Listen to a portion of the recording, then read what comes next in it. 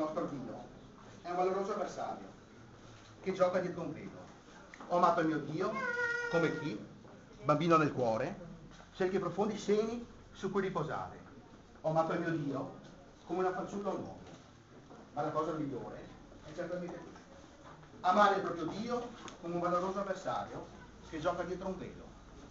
Affrontare il proprio Dio come i venti della notte si affrontano oltre eliminare per puro. Ho giocato con Dio per una donna. Ho scommesso con il mio Dio per la verità. Ho perduto con il mio Dio da uomo, con occhi limpidi. I suoi dadi non hanno pietà, perché io sono come una lama nuda.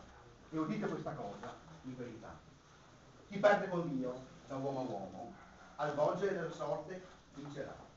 Ho suonato la mia spada dove si scontrano i lampi, ma la conclusione è pur sempre quella: chi perde con Dio, come perde lama di spada, alla fine del gioco vincerà.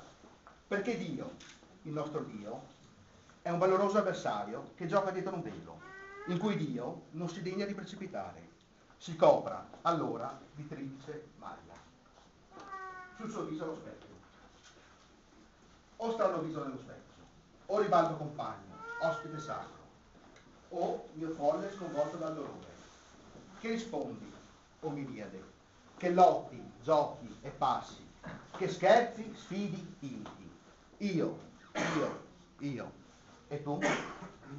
Ragazzo, l'albero mi è entrato nelle mani, la linfa mi è salita nelle braccia, l'albero mi è cresciuto nel petto, verso il basso. I rami crescono fuori di me come braccia.